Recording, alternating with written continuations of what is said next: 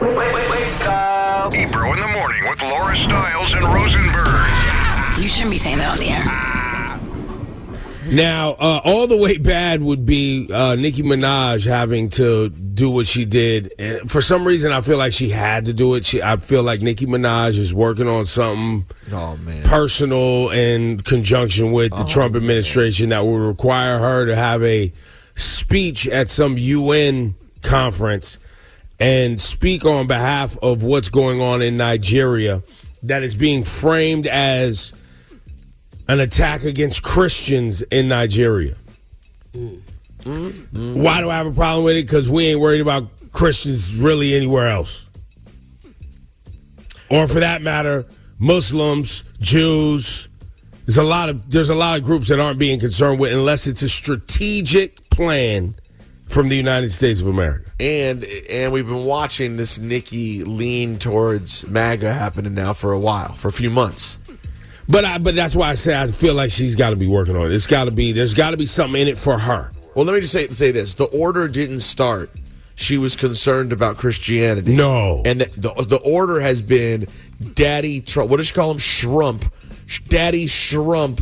Blah blah blah. She's been talking about Shrump for months, and now she found an issue to get on board with. Well, I think you want to play the audio, right, Rosenberg, of her thanking the Trump administration. Let's hear it. I would like to thank President Trump for prioritizing this issue and for his leadership on the global stage and calling for urgent action to defend Christians in Nigeria, to combat extremism, and to bring a stop to violence against those who simply want to exercise their natural right to freedom of religion or belief. I stand here as a proud New Yorker with a deep sense of gratitude that we live in a country where we can freely and safely worship God regardless of one's creed, background, or politics. No group should ever be persecuted for practicing their religion, like I recently stated on social media. And we don't have to share the same beliefs in order for us to respect each other. Now, there are Islamic militant groups. You guys, we've all heard of Boko Haram, just for clarity, which is a Islamic militant group operating in a section of Nigeria that is not Lagos. It's not any of the main populated areas of Nigeria. And also, you should know that this situation is very complex and affects the security of all Nigerians, even Muslim ones. So you say, why are they making this about Christians? Well, because we're a Western nation that loves waving the Christian flag like it's meaningful and convenient when it helps us financially. Because you know what else Nigeria has? Oil. A lot of it. And other resources, no? And other resources. So now I would like to play my friend Tamika Mallory and her response to Nicki Minaj. So you guys know that over the last few years, I've really tried to be intentional about what I say in public about black folks. I try to be really careful, but some things require a public statement.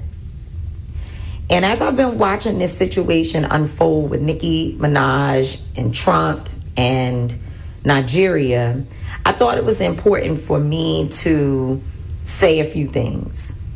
There are consequences to aligning yourself with Donald Trump and his policies and his evil ways. There's consequences.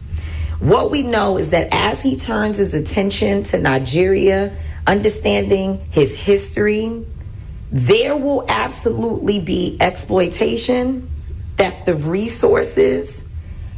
Somebody that he knows wants something from Nigeria. It could be a business partner, it could be a friend, it could be a said corporation, it could even be his family members. But they will invade Nigeria and exploit the people for their own benefit. And they will throw Nicki Minaj to the wolves because they could care less. They couldn't care less about that system. The unfortunate part about all of this is that there will forever be a stain associated with this moment that this sister will have to walk with. She will 100% see bloodshed because innocent Nigerians will be harmed and even likely killed as a result of whatever is to come. And she will have that on her hands. And it is pretty sad to watch because what we know is that Trump, often uses black people and black culture to harm black people here and abroad. And it is happening in real time. And that sister is going to carry this moment with her forever. So today is a pretty sad day. It's a pretty sad day, and it won't be long before we all get to see how it unfolds. Maybe she knows, maybe she doesn't. Maybe she doesn't have anybody around her to inform her. But history tells what's going to happen, and it's, again, a pretty sad day. Damn, hit the button. Congratulations, you played I was yourself. waiting for the button. We've been doing this very slowly and delicately to get to that button, bro. Yeah, Because because I feel like it's a delicate situation. No, it's not. Not the Nicki Minaj part, the Nigerian part, the Christian part, the framing of it part, like the part the where fact there's that you're real not- lives that'll be affected by it. Right, the fact that you're not just getting in on like some simple issue, but this is one that will really affect people's lives potentially. Yes. Overseas. Oh yeah, that part is delicate. The Nicki just jumped on the Trump grift. Oh, that's just a simple hit the button. Yeah, but we've been doing that You one. played yourself. Well, no, we've been easing our way in. I also, let me ask the question. Before Nicki decided to, quote unquote, stand up for Christians in Nigeria, what was the last issue that she stood on business about that wasn't about her and royalties and her personal beefs? I'm sure there's something, right? Or no? Or is that a rhetorical question, or are you thinking there's nothing? I don't remember.